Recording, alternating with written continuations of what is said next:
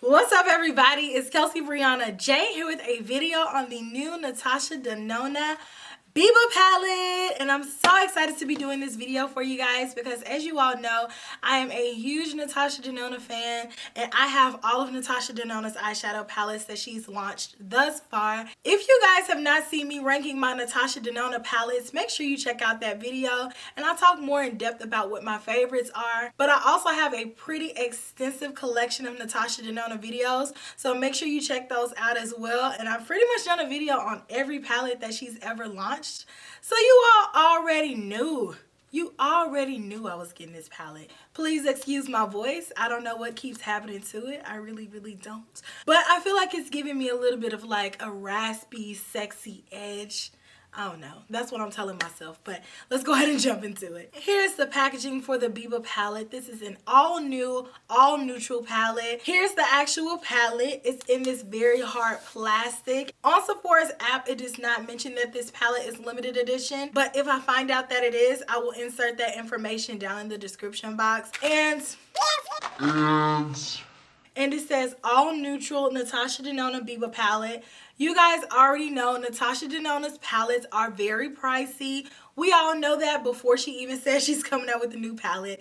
This palette retails for $129. That's pretty much the going price for her palettes. The description says that Biba features 15 brand new shades of Natasha Denona's signature formula. It includes neutral, warm, and cool tones from light to dark in different textures.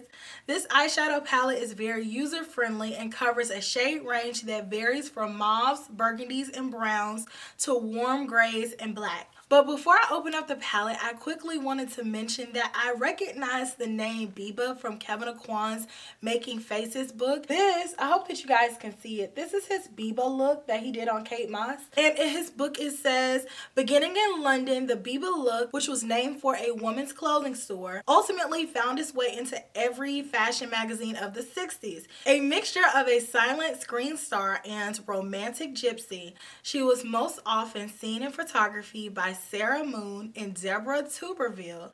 Kate Moss, whose perfectly symmetrical face adapts well to any look, embodies the Biba with an ethereal yet ambiguous glaze. I found that very interesting that Natasha Denona decided to name her palette the Biba palette. Looking at the imagery that Kevin Aquan did and then looking at the palette, I feel like the color palette that was selected really embodied the Biba look. Here are the colors, and like the description says, it is an all neutral palette. And I feel like sometimes people use the words neutral and natural inversely.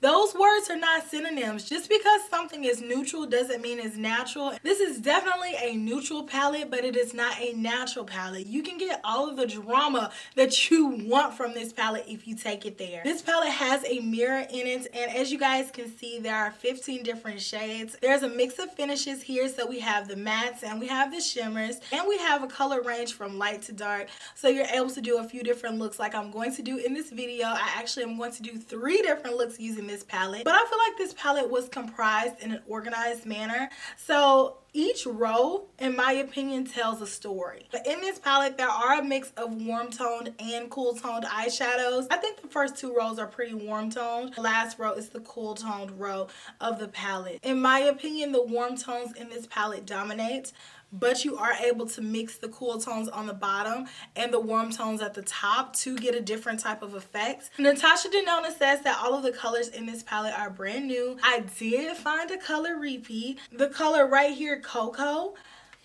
Hold please. In Natasha Denona's Tropic palettes, there's also a brown color called Cocoa, and it's a creamy matte finish. Looking at them and swatching the colors appear to be pretty close.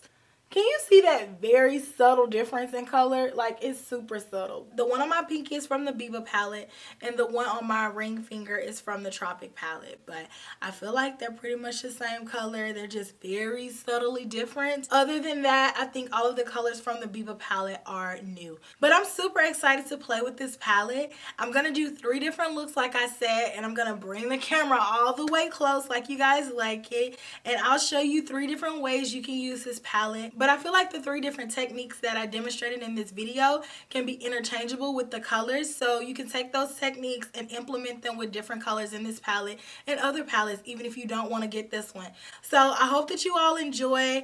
But before we jump into that, I will insert swatches of this palette, and then I'll jump into the 3 looks. And of course, stay tuned until the end, and I will tell you guys my final thoughts on this palette. So I hope that you all enjoy.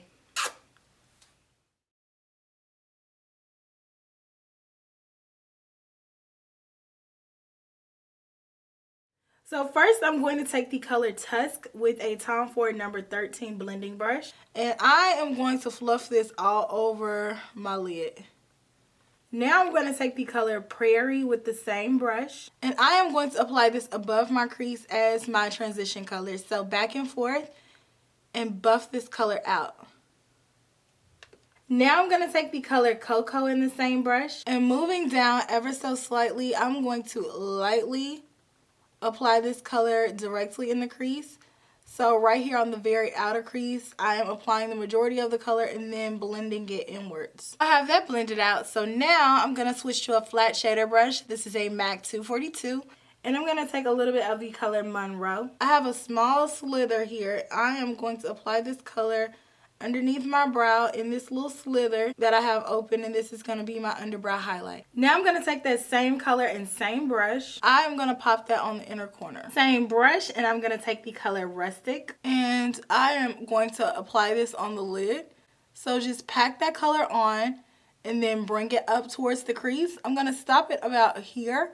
So I'm just going to continue to build this color up and then pack it on the lid.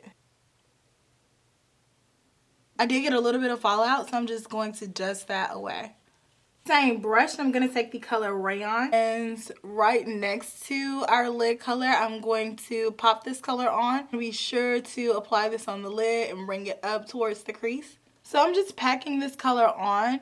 It's very muted. It's just going to give you like a muted version of a burgundy color. Then I'm going to go in with the color Pasha. So right on the outer corner, I'm going to pack this color on and then bring it up towards the crease. And this is going to be my outer corner color. As you guys can see, this color is a lot more saturated than this color, but I am going to go back with the color Rayon and re-intensify it. But again, I got a little bit of fallout, so I'm just going to dust that away. So now I'm going to do my liner, lashes, and concealer, and I'll be back and we can do the lower lash line together. Liner and lashes just make everything better, right? Now I'm going to go back in with the color Monroe and a Sonia G Pencil Pro brush. Top that brush off a little bit, and I'm going to take this right on the very inner corner. Same brush, I'm going to take the color Prairie, and I am going to take this color all along the rest of the lower lash line. And this is the finished look. First thing I'm going to go in with is the color Tone and the Tom Ford number 13 brush. I am going to pop this above my crease as my transition color. So very lightly apply this color right above, so fluff it out. I'm going to take my MAC 242 and the color Buff. I am going to apply this color on the lid using packing motions. I'm going to apply it all over, so I'm starting in the middle and then taking it up towards the crease. So just continue to apply this color until it's fully opaque. I'm going to leave a little bit of space here on the outer corner, and same thing for the inner corner, but just pack this color all over. So far, as you guys can see, I have a little bit of space here and a little bit of space there, just like how I described. Now I'm going to take the same brush in the color Pasha, and very carefully, let's apply this on the outer corner. I don't want this look to be super smoky and to get overpowered. So just carefully apply this color, and then every so often go back in with that blending brush just to blend out those edges. Basically, I just want this color to give a little bit of definition, not really to overpower and darken up the look a lot. Now I'm going to go in with the Sonia G pencil brush and the color Shine. Let's pop that on the inner corner. And let's do the same color on the lower inner corner. Same brush, and let's take the color Cocoa. And let's apply that on the rest of the lower lash line, all the way across. So I'm going to clean it up and add liner and lashes, and I'll be right back. Alright guys, so here is the final look. So I'm first going to go in with a Smith 230 brush and the color Freckle. Buff this color out, and this is going to be my transition color. So just back and forth. Let's get this color good and applied. Same brush, I'm going to go in with Cocoa. And I'm going to move down ever so slightly and apply this directly in the crease. So concentrate it here. Build this color into the crease. So back and forth. Now I'm going to go in with the same brush in the color Spot. So I am going to pack this on the outer corner, concentrate it right here, and then bring it up very carefully towards the crease. And then I'm also going to bring this color over, like so, and then buff it out. And then I'm going to go over this color again until it is fully opaque. So repeat this step as many times as you need to until the color is fully opaque. So as you all see, I have a little bit of fallout. I'm just going to dust that away. So now I'm going to go in with a flat shader brush. This is a MAC 242 and the color Tour. You all see where I have this black. So I am just going to overlap this gray color right on the edge and then begin to blend it over. I'm just going to build this up and then build it up and bring it up towards the crease. So just continue to pack this color on again until it is fully opaque. Same brush, and I'm going to take the color Monroe. And let's pop this color in this blank spot on my inner corner. And pop it on the lower inner corner. Same brush, and I'm going to take the color Sculpture. Let's pop that on the middle of the lower lash line. And lastly, I'm going to take the color Seed. Let's connect that to the top. So right on the very outer lower lash line. Let's put it here and drag it around. Okay, so now I'm going to add liner and lashes, and I'll be right back. So this is the finished eye look. So I hope that you guys have enjoyed this video despite my voice being gone. But I'm ready to give you all my final thoughts on this palette. Overall, I really like the formulation of the eyeshadows in this palette. The shimmers and the mattes both performed beautifully. I feel like this palette is exceptionally silky smooth and everything was super pigmented. Everything was very blendable. The only thing it's going to come down to on whether or not you buy it is if you feel like you personally need another neutral eyeshadow palette. And I'm not going to say that this one is overwhelmingly different than any of the other ones that we have.